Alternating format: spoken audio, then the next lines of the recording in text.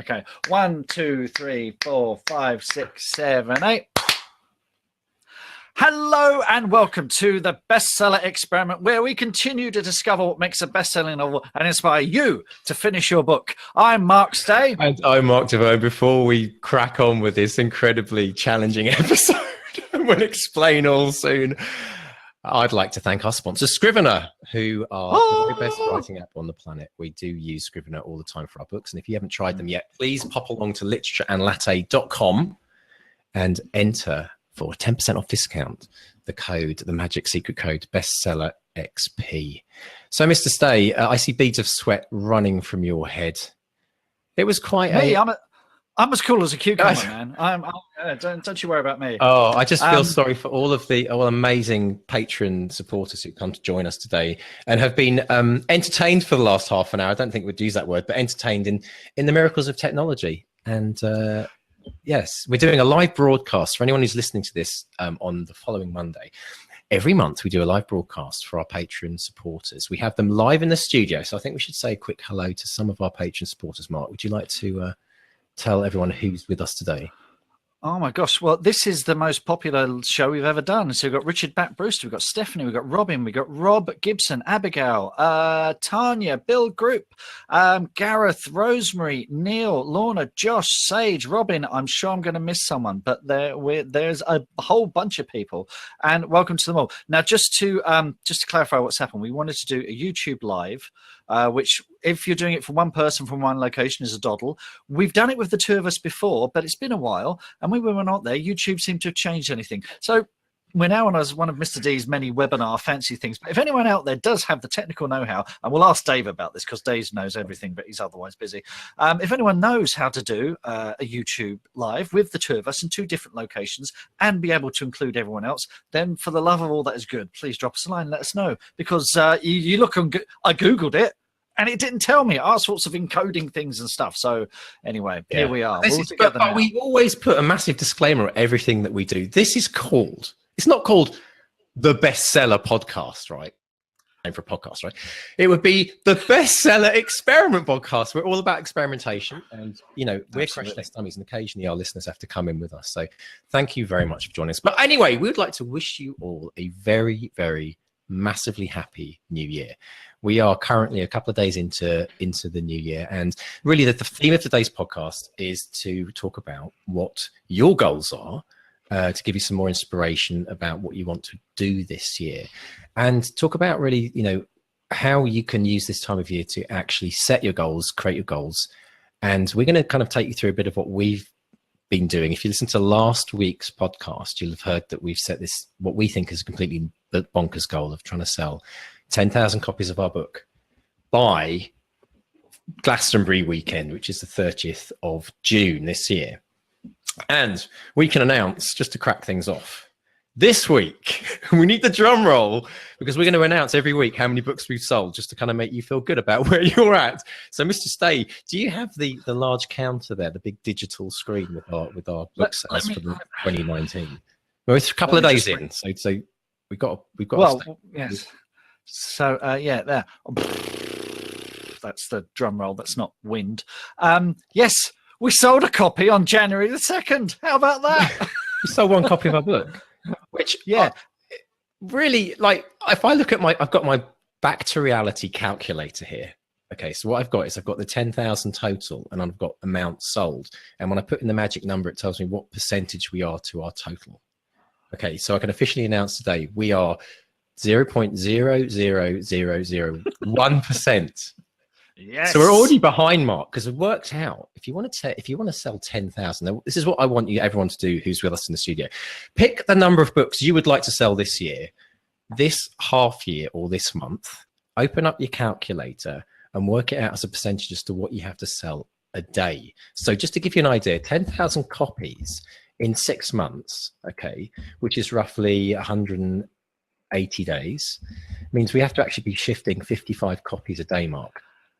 It was Haley. Haley Gullen bought the book. Look, she says it here. I bought the book yesterday, smiley face. It was me, Haley. Thank you so much. Thank you so much. If it weren't for you, Haley, our calculators wouldn't work, because 0% doesn't like it. So you see, the thing is, here's the thing. we announced last week that we obviously had a best-selling book, and we sold a lot of books in the first couple of weeks, and then it dropped off a cliff. Now, that is something which is normal for most people, especially if you don't look at the long tail about actually selling the book long term. So there's two types of bestsellers we've discovered. There's the bestseller that gives you the badge because you sell a certain amount within a certain time period, which is obviously what everyone wants to get. I mean, we've got that badge. We can legitimately use that badge. But actually, there's a real bestseller, a true bestseller. And that's something that gets the momentum going. It gets what we call, and this is the thing we're trying to discover right now in the podcast, is when does the tipping point happen? When you've got enough books out there that word of mouth starts to work its magic as well. Because right now, I think most people find when you're actually starting a launch of a book, you are having to push. You know, even if you sold 100, 1,000 copies, you have to keep pushing. So we thought we'd stick it out there to the audience live in the studio today. Has anyone ever experienced that tipping point? I want to know if you've ever experienced that tipping point where you've been pushing really hard and then suddenly something just happened. Is it a number of sales that you made? Was it a BookBub promo? Mike makes an interesting point. Mike says the push never stops, and I think he's absolutely right. I even if you get that flywheel effect, that momentum, and I've seen this when we have books take off at places like Orion. You have to keep pushing at it. You have to keep going. So yeah, but it's getting that ball rolling in the first place. Mm-hmm. I mean, one thing we should talk about, the first stage of the change that we're going to do is changing our cover, which isn't going to change everything overnight, but it certainly should help us relaunch the book. It's a statement. It will hopefully make it look more commercial, appeal to a much more mainstream market. So what Mr. D and I have been doing the last few days is we have been doing a draft of the questionnaire on Demonza to figure out, what our cover should look like. So that's stage one for us. That's working out what the cover art should look like. But of course, that's just one ingredient. If you think of it as baking a cake, the cover art is the eggs. You need the sugar and other things you need to make eggs and icing and, all the Smarties and things. So Josh says, what genre cover are you looking at? Well, it's an interesting question because we still haven't quite made our minds about it. But women's contemporary fiction, I think, is the main market for this. And something like Rowan Coleman's The Summer of Impossible Things, which was a big bestseller last year. Interestingly, that has a tree in the middle with two people on either side of it. There's a tree mentioned about once in the book. It's that thing of the book didn't actually represent what the book was about. Because if Summer of Impossible Things has time travel, it has rock and roll, it has America, it has a Brit going to America, has a lot of the elements that we have in our book, but couldn't look more different and looks really mainstream and really, really commercial. And actually, going back to what Mike said about the push never stops, is writing a bit like being in constant labor?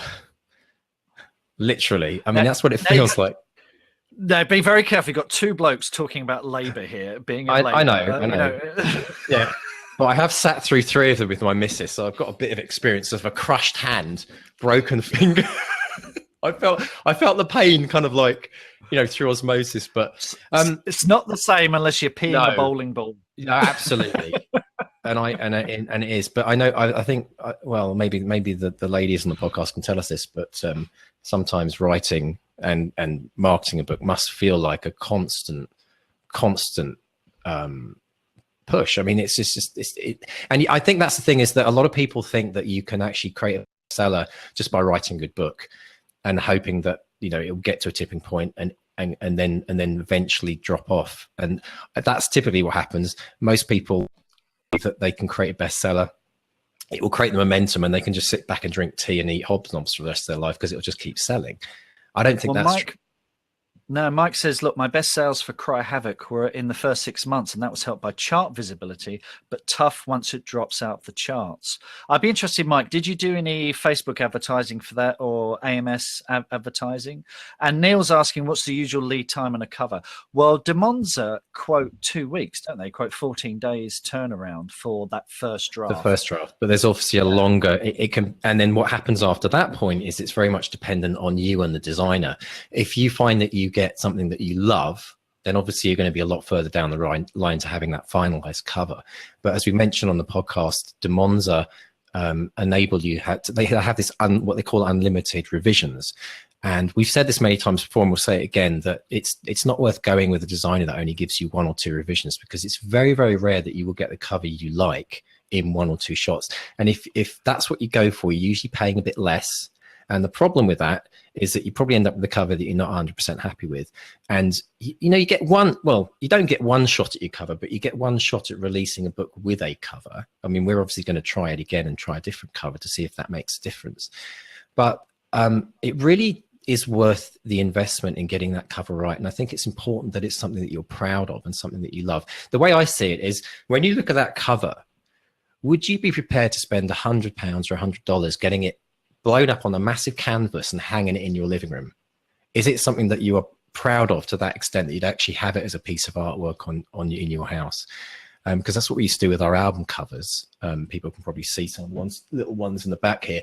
And we used to spend a couple of months. So lead time wise, I would plan for a couple of months, because often you don't know what you want until you see what you don't want.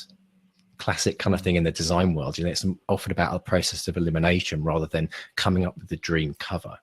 So I hope that answers your question, Neil. Okay, so Mike says, I did Facebook and AMS, worked like magic to boost that initial rush. After that, it's only helped tick over. However, I have sold a lot, so not sure whether I've exhausted the market a bit. We've been joined by lots of new people. Jack Harmon has joined us. Hi, Jack. Richie Yanakowicz is here. Who else is here? Ian Sainsbury's here. Excellent. Thanks, Ian. And Josh. And I think also one other thing that Tanya mentioned, this is a very important point, illustrated covers take longer. So there's many different types of covers. You can go to a site like Fiverr. They'll probably nick an image off the internet that's not copyright free. I've had that happen to me. I went and searched for the image and found it on Google. As your lawyer, Mr. D, I wouldn't accuse. No, I'm not saying that that's what everyone does, but you have to be aware that's what some people do, because you're not sure quite what you're getting. Might have to cut that, Dave. No, keep it in. It's fine. I can back it up. With proof, because it's happened to me. But anyway, so there's different types of covers you can get. I mean, I'll show you a cover here, actually. This is the one I had done on Fiverr. I'm just going to reveal this. The book's not written yet, so I'm practicing what I preach here. I get covers done before I write books, because I like to see. Mark's like thinking, oh God, what's he going to show? So, and I get this done so that it hangs up on my wall and I can see the finished product. So this is something that I started writing. It's one of my many started writing books. It's called Start From Your Heart, nonfiction. And this was actually a design cover that I paid about $20 for. Okay, I don't know if everyone can see that. So very basic. Doesn't have to be anything too flash. Top name, I did put at the top, New York Times #1 best-selling author, because in terms of visualization, that's what you want to. Mark's loving that bit. Mark doesn't read the books that I read, as you can tell, but I know there's a lot of people out there that do read the books that I read, so you just kind of run with it.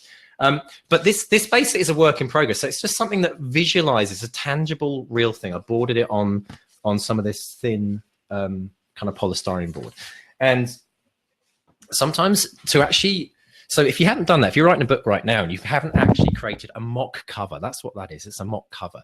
You can go to a site like Fiverr. You can pay $5 or $20 for anything that has your name on it, has the title of the book or the working title and an image. And it feels like the book is actually, you've given birth to the book, because, words within a Scrivener document or words within a Word document are kind of still intangible. They're enclosed on your hard drive somewhere, but something physical that you have in your writing space is actually a really, really good idea. Does anyone else? Yeah. So Jack says. So here we go. I've got some. We're going to start splitting up the audience now. Jack says, "I like it, Mr. D. Visualization is great for motivation. It works for some people, might not work for people like Mr. Stay. But what do you think? I mean, what do you think of that, Mark? You've been sitting there very quietly." I think I'm trying to get a word in. I think, as always, right? That cover sits very well in that kind of self-help market, which is what you're going for, isn't it? I've seen covers like that, and very simple. the heart draws the eye, gives you an idea of the tone of it. So actually, I think that kind of works. That does the job. Like I say, it's not the kind of book I pick up, but I think if someone's looking for that kind of book, you're not looking to please everyone. This is the important thing. I think you need to find out what your market is and make sure your cover appeals to that market. Now, one of the problems we're going to have is we're trying to appeal to America and the rest of the world, and American covers are often very different to UK covers. I mean, one of the things about the Summer of Impossible Things is the cover for that is the same in the UK and the US. There are slight differences, some slight color differences, but the design is ultimately the same. But if you look particularly, because I've been looking at it from a fantasy point of view, so if you look at, for example, Joe Abercrombie's books in the UK, they have maps and, there's no figures on the front. But if you look at his covers in the US, they have someone on the front holding a sword, in action, and it's illustrated and it has a character on the front. So, whatever genre you're writing in, romance as well, I think, over here we tend to go for something that's, again, maybe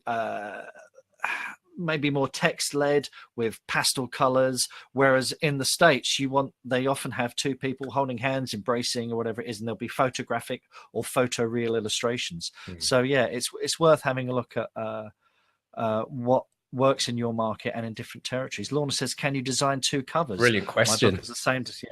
Yeah.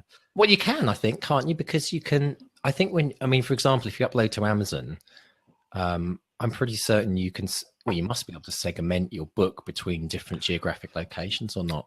I don't. You can do it with pricing. I don't think you can do it with cover. If you're selling the rights to a different pub. So Lorna, I'm assuming you're published by a trad publisher or a small press or something like that. So she might have a different publisher in the US to the UK or wherever she's based. And there we go. She's with Avon/HarperCollins. So they'll have different offices. They'll have different feeds, different accounts with Amazon.com in the States and Amazon UK. Ian says there's no option on Amazon for different covers. So if you're self-pubbing, you've got to pick one cover that's going to work either worldwide, or you say, do I just go for the biggest market, which is America, 360 million people or whatever, and do I try and make it appeal to America big time? Wow. So that's a big challenge for us. But we are, Demonza is an American company, so they will at least be able to guide us on that. I've got a bone to pick with Amazon if that's the case, because that's actually a major shortcoming if they're not letting indie authors or any authors pick the different types of covers. Because I think, just a question for you, Mr. Stay, with your years in publishing. How often do you see traditionally published books have different covers in the States? Would you say it's more often than not, or are they usually the same covers? So more often than not, they actually do have different covers. Yeah. I mean, if you want to get me started on the shortcomings of Amazon, we've only got about 40 minutes left. Let's not go there. Let's do a special on that. Maybe we can get someone on Amazon to come in and talk about that very point, because I think that's, let's be honest, what's happening now in terms of the percentage of percentage of authors that are publishing books. I mean, we must be looking at 95% indie, because of the nature of the traditionals can't take on more than a certain number of authors a year, so everyone else is doing it by themselves. Very interesting. Very interesting. Yeah, Ian says, back to reality is very British. Are you considering a rewrite? No. My first book was all US, complete with spelling, color, and aluminum wrong. Well, yeah, I mean, I guess the other thing we got picked up on, do you remember when we were doing the beta read?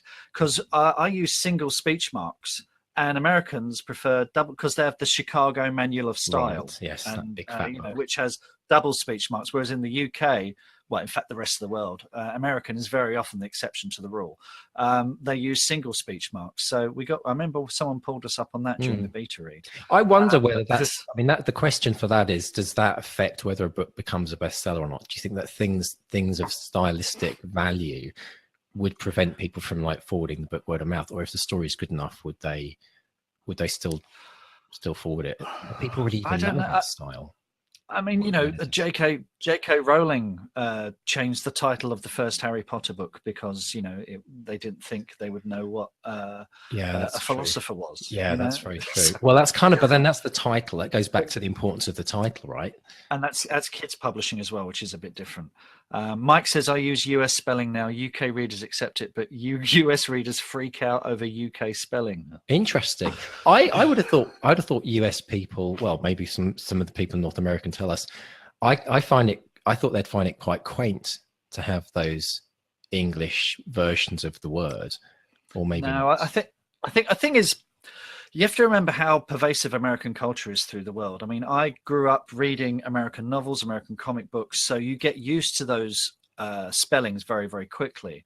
And, you know, and like Mike says here, he says, and they give bad reviews in it. They think it's a mistake, especially on places like Goodreads, which is where the crazy people live.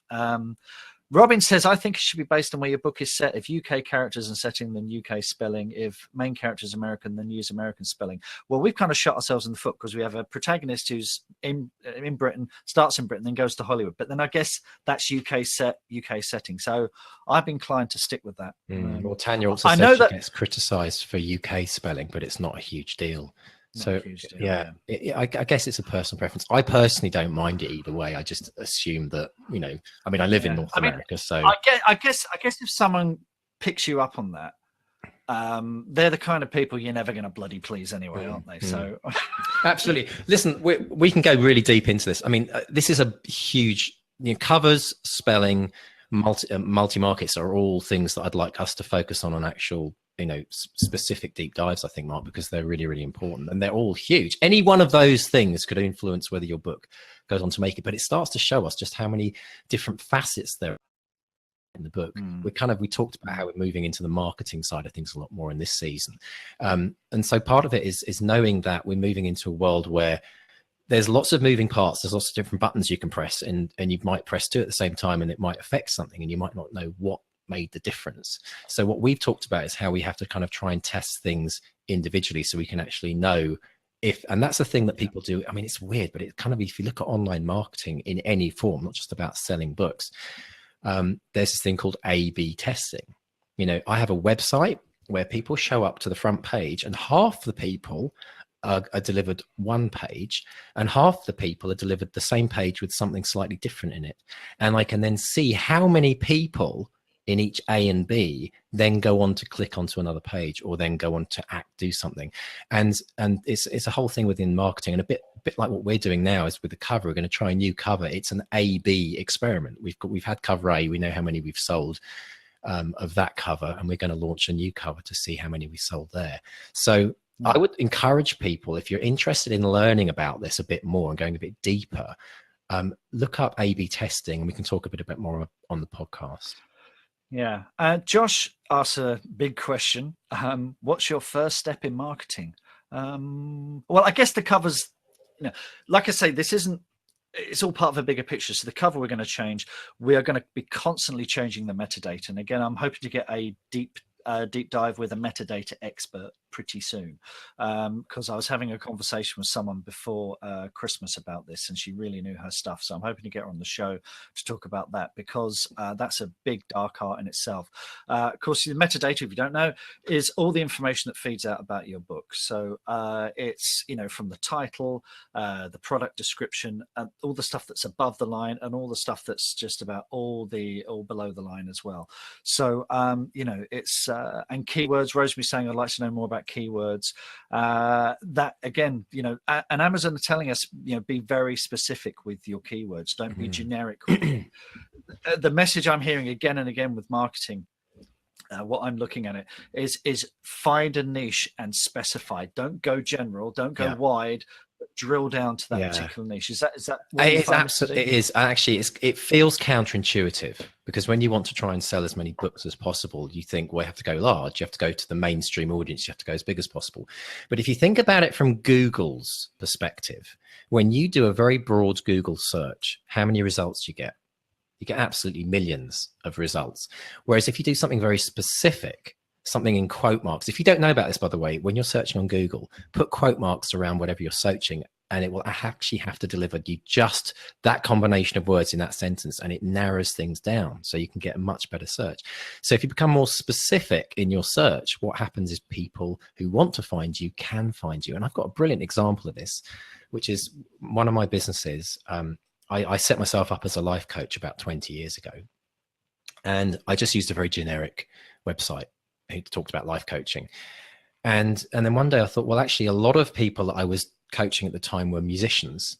So I looked on web domains and I found that musiclifecoach.com was free. And I thought, wow, no one's taken that. So I registered Music Life Coach instead of just being known as a life coach.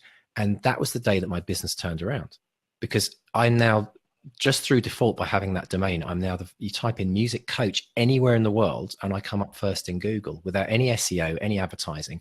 And I get tons of people come through to my website and book appointments with me. So I went from very general and broad to very, very highly niche, and my business exploded.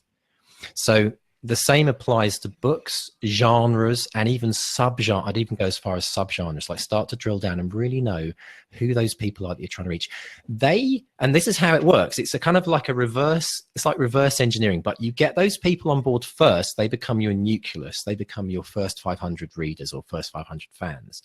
And they then take it out into the world. They then do the word of mouth and explosion. And if it goes beyond that genre, then it will. It's taken by those people, right, Mark? Rob says he's just Googled music coach, and it's true. Oh, thank you, Rob. Isn't it amazing? I mean, and when you think about how valuable that is, I mean, and not having to actually pay for any of that. Most people spend thousands and tens of thousands of pounds or dollars on SEO, which stands, for those that are unaware, stands for search engine optimization. It's this idea of being found in the search engines when people want to find your book. So basically, to answer Josh's question, I mean, the first thing for us is the cover, and that might take us a month to get that right, which, you know, when we got 6 months. Well, it's going to put us a bit behind, yeah. Yeah, but we'll be going wide as well, which helps too. But yeah, and I think I'm going to start dabbling in Facebook ads and AMS ads as well, on a small level to start with. Again, A/B testing, seeing what works, and playing with our metadata pretty much every day, because that's something, again, I've seen that happen with major publishers. Certainly Sam Meads back at Trapeze and Orion, she's a genius at that. Yeah. She's constantly update. And again, we've not touched it for months on our book. We've just not had the time to apply ourselves. So I think there's two things at play that we have to focus on. And again, this is relevant for everyone listening. The first thing is you have to do the standard stuff. You've got it. There's like kind of bog standard stuff you've got to get right. You've got to get your cover right. You've got to get a title that appeals. You've got to obviously write a good book, goes without saying. You've got to get your metadata sorted out. And these are all the kind of what we call your kind of factory defaults that you've got to get right for your book, just to get it up on the websites, to get it out into the bookstores. I'm going to challenge us, Mark, because I think if we want to achieve, I know, here we go. If we want, aren't we doing enough? I want it. Well, no, this is what I think. And this is what I think people need to start thinking about. You've got your kind of standard stuff that everyone has to do, but that's where 99.95% of all authors are currently living and operating in. I call it Main Street. Like in England, it's like Oxford Street. It's busy. There are thousands of people all pushing against each other. Everyone's trying to get to where they're trying to get to, and there's everyone going in different directions. I think what we need on top of that, if we're going to sell 10,000 copies, is we need something viral, something a bit crazy, something like a PR story, which will run alongside all the bog standard stuff. Because my experience in life with all the crazy stuff I've done in the past is it's those, you know, think about the Bryan Cranston experience we had on this show. It's when Bryan Cranston said, I'll move to Canada if Trump gets elected. And then suddenly we're worldwide news. Now, that obviously helped Bryan a lot because he was selling this book and he got the headlines and we got the sub-headliners when interviewed in Bestseller Experiment. But could you imagine if there was a viral story about Back to Reality that was specifically about the book that brought people to the book? Is that what we need? Or could we do it alone on just the bog standard stuff that everyone else is trying? Well, most books do succeed on the bog standard stuff. Very few books get anything, you know, like the kind of coverage that the Bryan Cranston book got. That out of all the books that Orion published that year, that was probably the only book that got that kind of breakout coverage. Very few of them do that at all. Yeah. So, you know, a lot of them do succeed. Again, it's a mixture. It's not one thing. It's prizes help, getting nominated for awards, reviews help. You know, it's a combination of things. I mean, I've offered to run naked through Trafalgar Square, but you told me it was a bad idea, and so did the police and my family. Come the beginning of June, I might change my mind on that. We're like up to 10 sales or something. But no, I mean, I think there's an opportunity for. I mean, we're writers. All of us are writers. We spend our life being creative when we're in the writing studio. So my challenge to everyone is, how can you take that creativity and use it beyond just the book itself? Like, why not take that creativity and use it in a marketing campaign, which makes you stand out from the crowd a bit? And I mean, we in some ways we did it with the podcast. We tried to launch a book off, using the podcast as a platform. And even that hasn't given us that what we call the long tail. So it's obviously a huge amount of work what we're doing for the podcast, but now the podcast is beyond the book. Now the podcast is its own entity. We've got a couple of questions here. Josh says, we were talking about setting goals and how easy it is, but any advice on breaking them down into steps? That's where I'm struggling.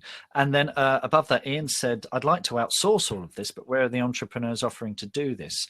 It's an interesting point, because if you don't necessarily have the skill set, I mean, people here are talking about the Mark Dawson course, which of course is very expensive, and I'm dabbling with that as well. But when you've got a goal with your life coach hat on, what's the best way to break it down into steps? I mean, for us, we're looking at the cover, and then this, and then that, advertising and metadata.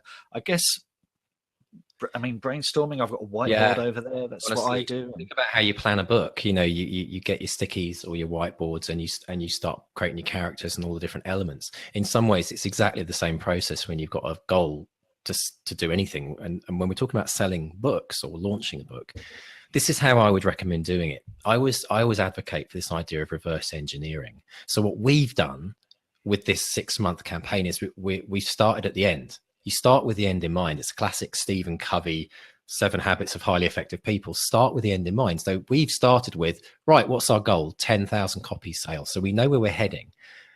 Do we know how to do it? No. Do we know what we do next? No. So what we do is reverse engineer it. So what I've done during this process that we've been deciding this is that I've set up a spreadsheet, and I've split down what that actually looks like from a perspective of what do we actually have to achieve each month in order to keep up with that goal. So I can tell Mark, today we're at 0.00001% of our goal, and we should be at 55. So we're already, quite a few copies behind. So we're hoping to obviously ramp sales up as we get to 6 months, because honestly, that's the only way we're going to do it. It's going to be exponential, but keep yourself on track. So look at what it means on a monthly, weekly, and daily basis. Like, break it down, because there's nothing that focuses the mind more than when you have a daily target. It can sometimes be a bit scary, because at the beginning, you'll feel a lot of pressure as that gap widens between where you should be and where you are in reality. But back to reality, the idea at the end of the day is that we're going to try and work out exponentially. And you've got to remember that every single book that you sell is an opportunity to sell 5 more, because every single person that reads that book potentially could go out and tell 5 of their friends. And it's about getting more readers so that the exponential effect, the word of mouth effect, eventually starts to kick in. Right. So we got Ian says a spreadsheet. Mark D, surely not. Robin says last year I had the vague publish a book goal, but I didn't give myself the smaller deadlines of finishing, writing, editing, etc. And Josh says that's where I'm struggling. So yeah, it's Abigail says I live by a daily target. It's so useful to know that you're getting a bit closer to your goal. And Josh says, but then again, I was saying it 3 years ago before I finished my draft. So I think, you have a bigger goal, but I think you need to, what was it? Oh, I'm trying to remember the author we had on. He was from South Africa, and he said, how do you eat an elephant? And it's one little bite at a time. Piece at a time. Yeah. Yeah. It's a classic kind of, it's the same with Dion Mayer. Thank you. It's great when the listeners are reminding us of the people we actually got on the show and interviewed. That's a sign of the times. But you're absolutely right. And when I talk about sales, that's just one example of how you can break it down. So you have to measure a goal. And the thing about writing and selling books is we have a measurement. There are many businesses out there where you can't tangibly measure success or things in a numbers term. We do. So let's use those. Let's use that as our kind of foundation. But then you can then split things even further. So for example, it's very important to have monthly benchmarks, monthly goals. So what I might do is I might write down everything I'd like to achieve this month, which is way longer than anything I can physically do. But I then do the ABC technique, which I go through that list and I write down of all the things I could do. I write down which are the A's, which are the things that are going to bring potentially the most value back for the amount of time spent. So you've got to look at the tasks that you're doing each month on the marketing side, working out how much time you can dedicate to them, and then work out how much effect they might have on your book. So for example, if I were to go down to the gas station, the petrol station, and spend half an hour pitching the book to the assistant by the cashier, that's a lot of time spent for potentially one copy sold. So what could I do during that half hour instead that might potentially work towards getting more sales down the road? And it's also about things that are gonna, you're investing your time now for future sales. So, investing your time in a good blurb is gonna keep selling that book long term, right? So it's worth putting that investment up front. Whereas other types of investment, like Mark, you might go to a Comic-Con event. That's a one-off event where you're gonna sell so many books, and that's it within that weekend. So you've got to start thinking about a bit like pensions. You stick a pound or a dollar in your account today. What's it going to be worth when you retire? So start thinking about the things you can do for your book, which add value over time, passive value, if you like, and then build. It's very complicated stuff. There's a conversation here, Mike, saying, just talking about word count, I've lost it. Where is it? Your word count goal could be 500 words a day. 6 months later, you have a book. Robin says, Josh, this year I'll give myself smaller deadlines for each stage. Finish draft 1, edit, send to editor, all the little steps to get that done. All the little steps get their own deadline. What else? Sage says, I've set out my 2019 goals and shared it all over social media. And we'll do that in a minute. We've got all sorts of goals. But practically, I've settled on 500 words a day, a Monday to Saturday, and free day on Sunday where I might write or note. Tanya, my financial goal is to make 10 grand with my books in 2019. Go for it. That's Tanya, great. fantastic. And actually, Tanya, that's a brilliant goal, because what you're actually doing is linking it to your writing career. Us selling 10,000 books. Well, if we sold them at a penny a pop, we hit our goal, but we still would be like not being able to afford a packet of hobnobs between us. But you're doing something very important there, where you're actually linking your goal to maybe what your dream is to maybe eventually transition into full-time writing. So financial goals are very, very important. It's not just about the numbers, it's about the actual figures as well, if you want to become a full-time writer. We've been joined by Julian Barr, who is joining us from Brisbane. Hooray, I made it. Good morning from Brisbane. Hello, Julian. How are you today? Rob says, good morning from Canberra. Oh, we've got a couple of Australians with us. Tony says, I sold 3,500 books through BookBub last year, but I didn't make a huge amount of money as they were at 99p. And Rob says, and we have our first Hobnobs reference 29 minutes in. That's pretty good going, isn't it? It's pretty restrained for us, it is actually. Yeah. We're still looking for another sponsor. So let's talk a bit about, we want to open this up to our live audience. Obviously, we're very keen to find out what your goals are. Obviously, Tanya's expressed her goal of £10,000, which is around 14,000 US dollars, just to put it into North American context. What other goals have people got? Or what goals are people struggling with? Do you feel your goals aren't defined enough? A few people have already said that they feel that they haven't really, their goals are a bit woolly and washy. So some people have been sending me through the week online as well. So Jack Harmon, who I believe has joined us today, she said, I've been pondering too. So far, edit first draft of the novel, write every day, enter more competitions, and if I'm really, really lucky, get a guest spot on a certain podcast. Good luck with that, Jack. That's awesome. Let's have a look. Robin sent us one as well. Let me just get this up. Robin did a handwritten one, and so did Sage. I'm going to come back to that in a minute. So Robin's was number 1, publish a book. 2, edit colors and have ready for submission in March. 3, have a second book written by June. 4, query picture book by the end of January. 5, relaunch website with newsletter by the end of January. 6, learn how to make book covers. That's a full year. So Good one on there, Robin.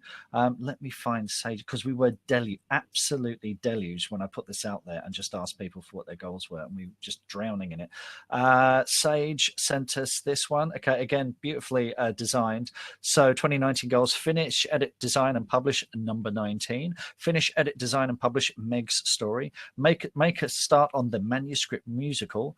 At least one piece for every wishful inkers. Enter every AWC Furious Fiction, at least 4 fiction posts for the blog, at least 4 blog posts per month, at least 1 video upload per month, 1 newsletter at least once a quarter. So that's not just writing, that's marketing, publicity goals there as well, engaging your audience. That's all good stuff. That's fantastic. And that's a brilliant list as well.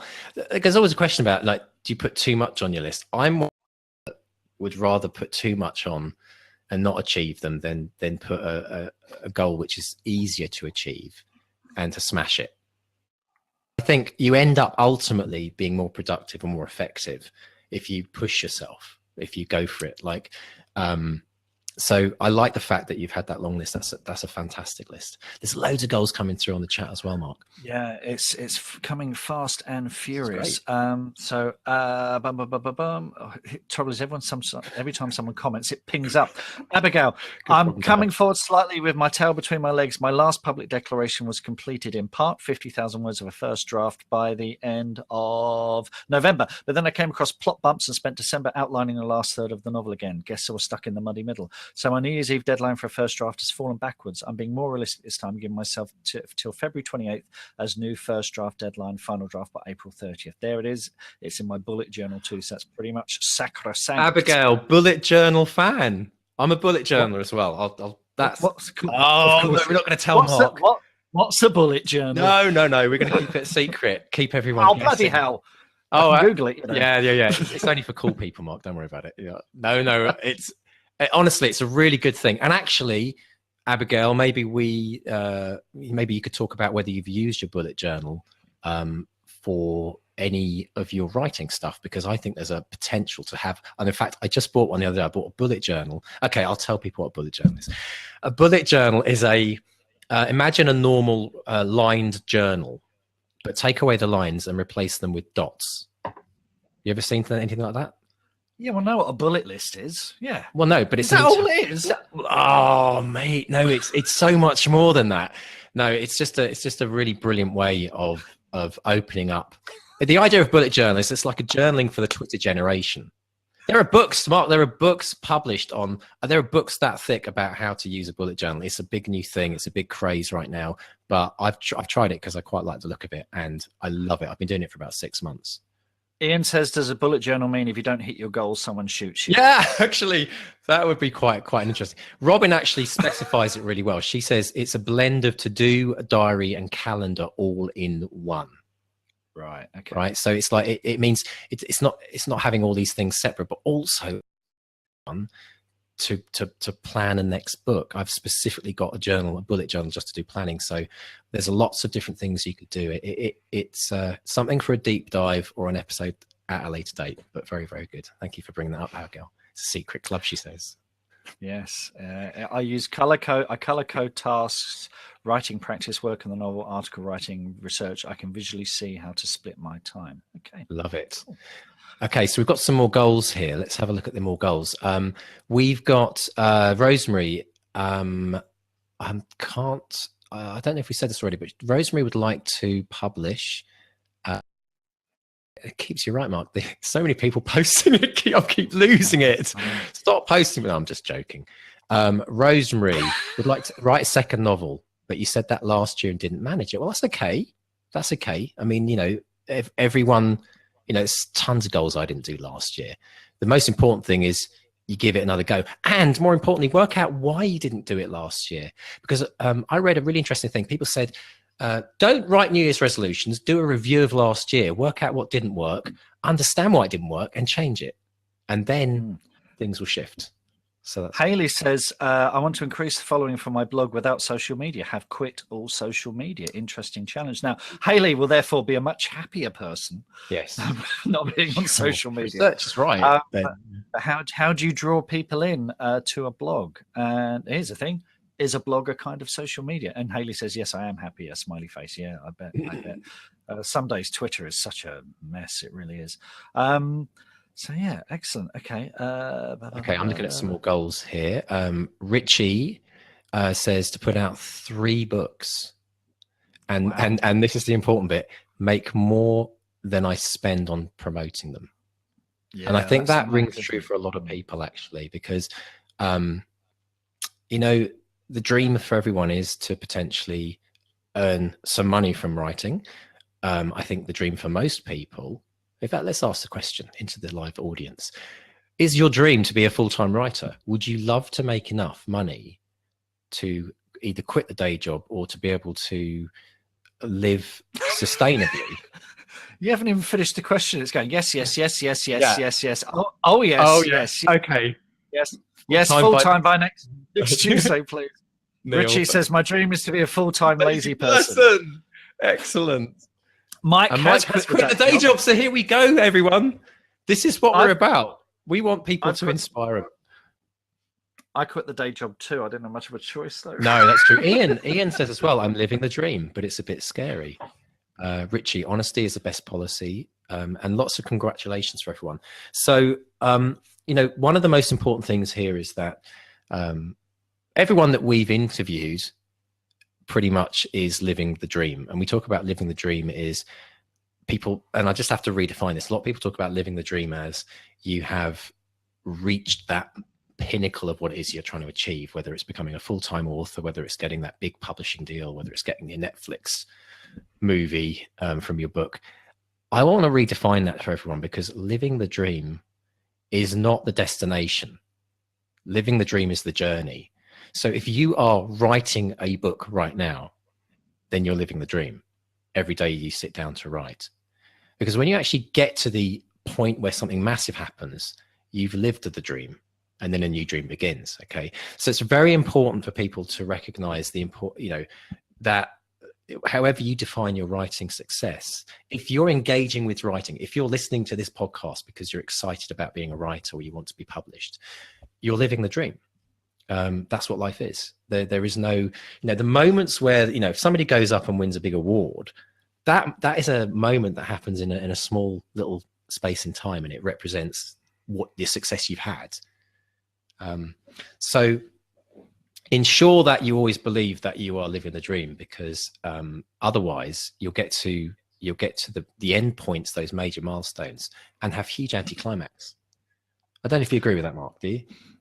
Yeah, I mean, it's I think you need to dream big, but you know, it's you're also living it day by day, and it's good to wallow in that dream, I think. And I have dreams that I wallow in, but you have to get your ass in the chair as well, you know, and make it work. Absolutely.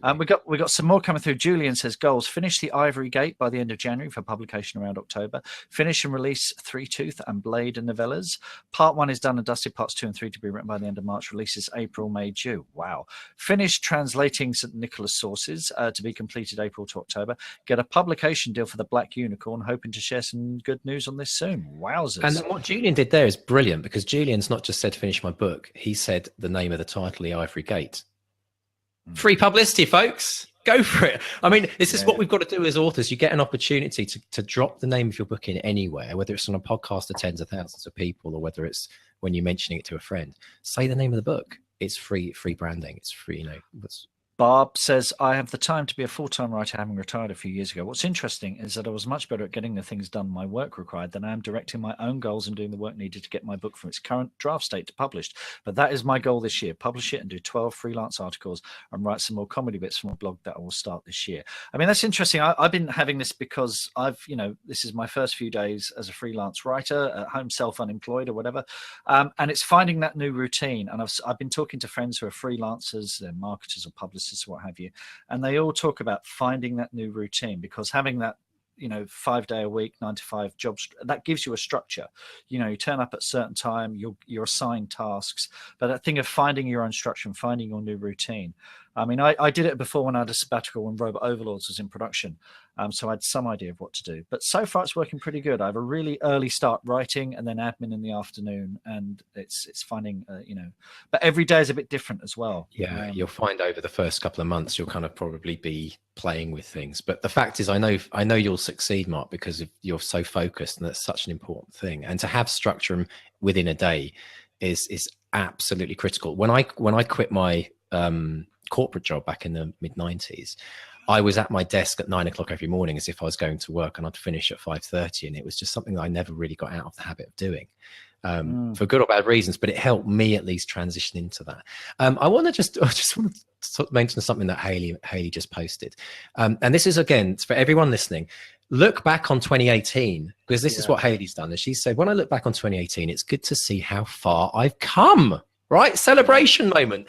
Put a stake in the ground and celebrate your achievements. This is what Haley said. She set up a blog. She got commissioned in trade press, and she got rejections, but positive feedback. That is progress. That is progress. Every rejection is a step closer to a acceptance.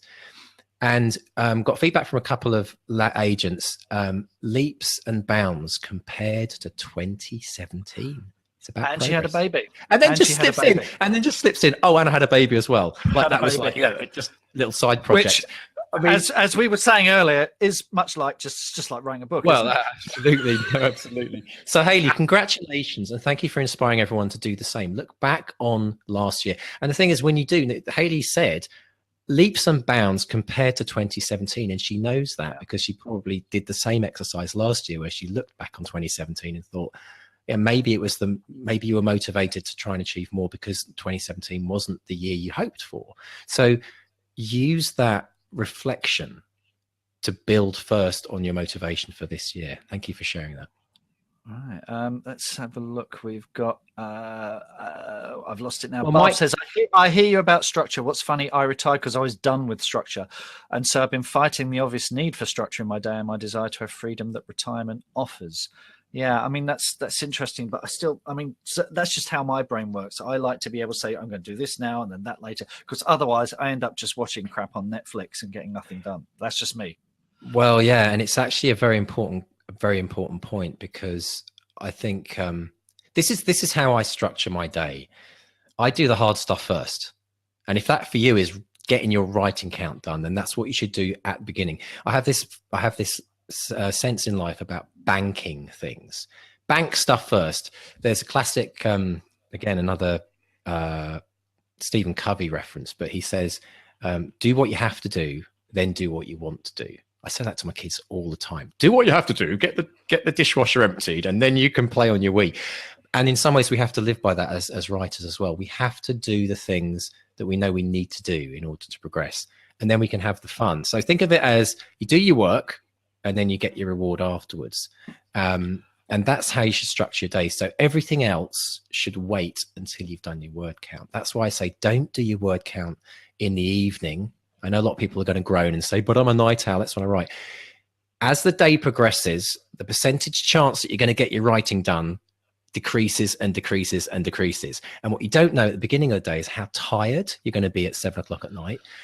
All the things that are going to go pear-shaped during your day, like us today with this podcast, you just don't know what's going to happen. Whereas if you bank it first thing, if you do it when you get up, it's done, and the day can go to beep, basically after that point, because you've got your stuff done and you banked it.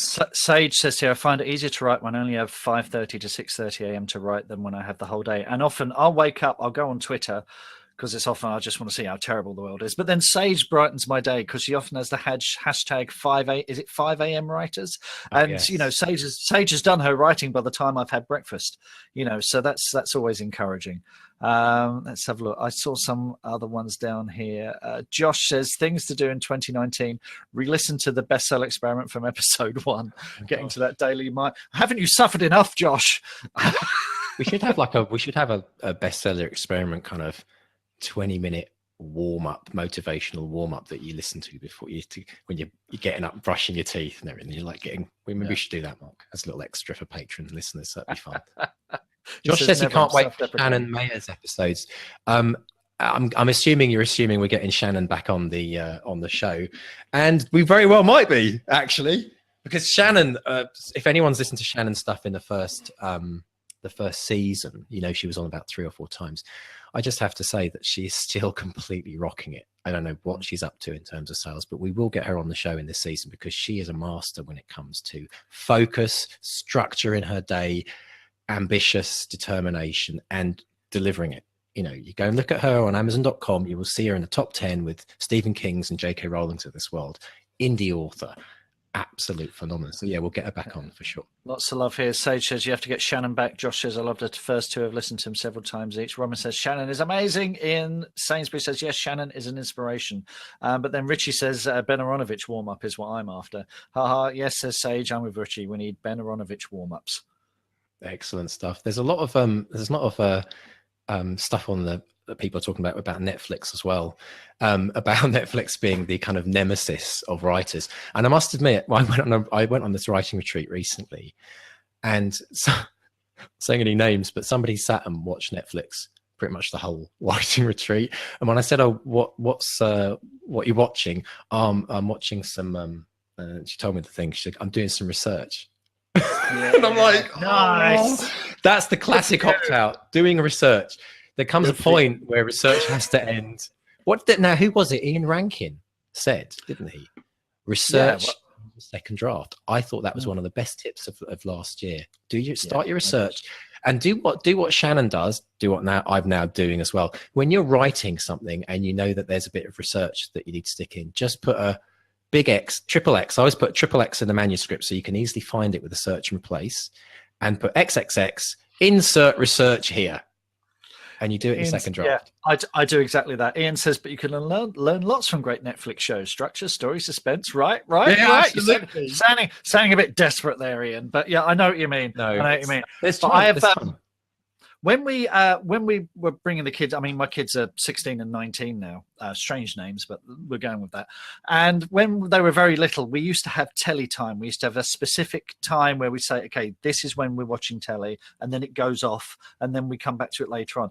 And we still have that now. So working from home, when I have lunch, my daughter and I are basically every day watching a series of unfortunate events, one a day. It would be so easy for me just to stay in and binge the whole lot in a day because I love it. It's a brilliant program, but 1 hour a day and then something in the evening.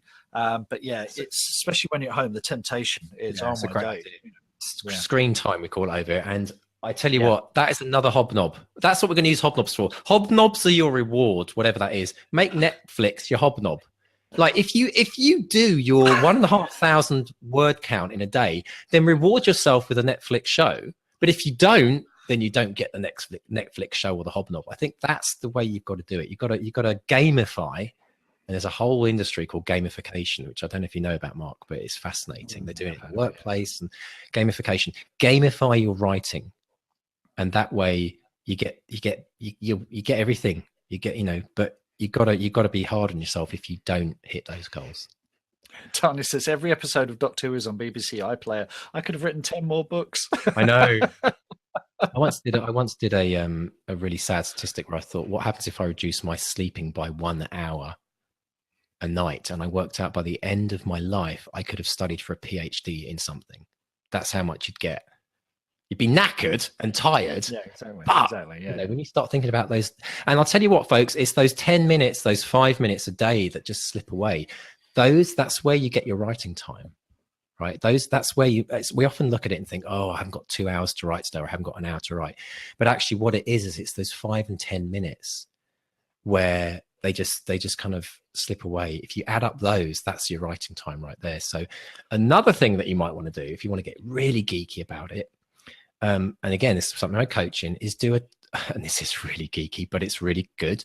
It's to do a time management study of your week. There are people that actually, for 7 days, they write down everything they do and how much time they spent doing it. And then you can clearly start to see where those moments are where you're losing a lot of time, or you might be amazed at how much time you spent on Facebook, how much time you wasted in email, how much Netflix. I mean, what is it now on the iPhone and Android? I believe they've now, in the new operating systems, they've included like a time counter or some kind of time management thing that shows you how much time you're spending on different apps. If you've got those, look into them, because you'll actually be able to see just how much time you're spending on things that aren't part of your life goal. And that's really the bottom line. Richie says iPhone has a screen time report that's incredible. Ian makes a good point. Ian Sainsbury says, devil's advocate, you also need time to be bored. And I think That's very true. That you don't need to fill up every moment. Staring into space. I know we've said this flippantly before, but staring into space is, for a writer, is important. I'm sure everyone here who's joined us today was that kid in class staring out the window, imagining other worlds, other places, and it's that thing. Yeah, Julian says, I agree. Your brain needs time to process things. So yeah, Richie says 100% the kid staring out the window. Yeah. So I went into town today, I gave blood, and I live by the sea, and I had sort of 20 minutes free, and I just walked by the sea, staring out in, and immediately an idea came to me for something that I'm working on, so it's, Neil says long walks and runs are good for the daydreaming. And, but that isn't watching Netflix, people. Yeah. And actually, what was it that a lot of people have said is that, these best-selling authors we've interviewed, a lot of people have said that writing time is still the time when you're thinking about your book. That's as valid. Bill says, what? Sorry, I was staring out the window. Jack says, I still spend my time staring out the window. Ian says, my wife now thinks I'm working when I'm staring into space. Result. It's brilliant. And let's just get back to some of our readers' goals, listeners' goals. Goals from Rob Gibson. My goals for 2019: finish a polished final version of 2 novels by the 21st of October. Rob, I salute you. You've got a date, a month, and a day. Put the time as well, though. Make it really, really real, like 5 p.m., 12 p.m. Like, put a time. It's amazing what difference that makes. You said you tend to complete first drafts, recognize editing is needed, but then fail to do it. So the fact that you recognize that's where it happens, that's the most important thing. Awareness is our number one tool as a writer. If we become aware of what our good and bad habits are, that's where we can make the change. So I salute you, Rob, for putting that down and being very specific. Simon Brett says, Doctor Who and great movies, both research and motivation to me. I don't really get much time to watch TV, so when I do, I try and make it something really affecting. Dog walks for the daydreaming and podcast. But that's right. I think when you do watch something, make it, I mean, I don't watch Big Brother. I don't watch any reality TV because to me, I don't get anything from that. That said, Claire loves those shows where there's someone in an ambulance or an A&E or something like that. And those are great drama, really, really high drama. I'll often walk in halfway through her watching something like that. And that is great everyday drama. Mm-hmm. So I don't know if it's me. I try and see story in everything. And a lot of those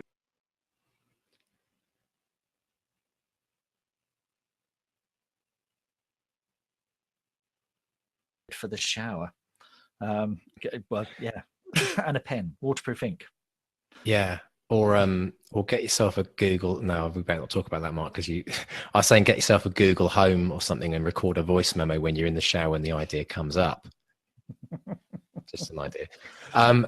Julian says that he's already mentioned his goals to us, but he also mentioned something interesting. He said, I think I need to strengthen my time management.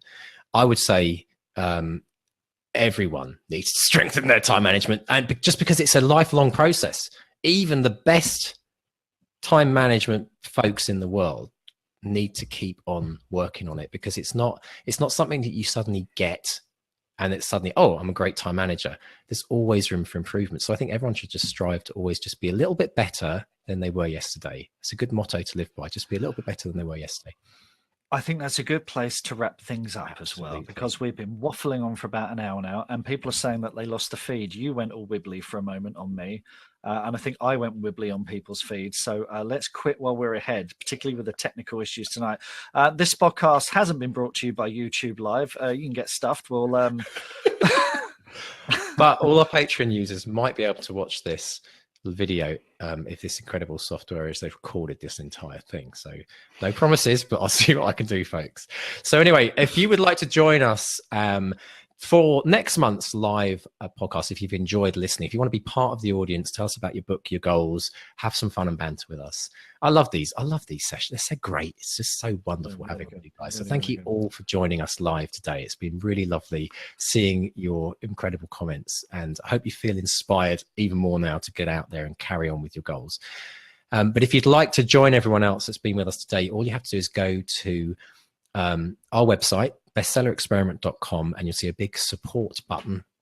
you click on that and you can basically subscribe to support this podcast so that we can keep doing it. And then you'll get all kind of benefits, one of which is being on the live broadcast with us each month. And Mark, how else can people find us? We are on Facebook, Bestseller Experiment, Twitter and Instagram at Bestseller XP. I've just started a couple of new boards over on our Pinterest page as well, so check that out. There's books by us, come and you can. If you've got a cover, if you've changed your cover, let us know. I have been asking people if changing covers has increased sales. I was talking to Wynne Kelly Charles, and she was saying she's in the middle of experimenting with that soon. I'm hoping to go on her podcast very soon and maybe get some feedback on that.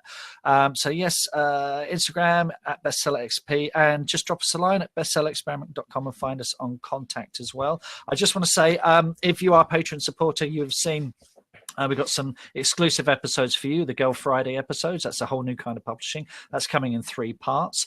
We've had our first submissions for the one-page punch-ups, which is fantastic. They are coming in thick and fast. So the deadline for that is 14th of Jan. If you're a Patreon chart topper supporter, get your one page over to us. We'll get an editor to come in and critique it. We've got enough for several episodes now already, but keep them coming. We love them. I think what we'll try and do is maybe group them together, maybe put all the romance ones together, all the crime ones together, the science fiction ones together as well. And one quick plug from me, the End of Magic pre-order pledges are closing on 6th of Jan. If you're listening to the regular episode, it'll be too late for that. But if you listen to this now, or if you're listening early as a Patreon supporter, if you want to get your name in the book, this is the only way to do it. So do that before the 6th of Jan, because it all closes at midnight.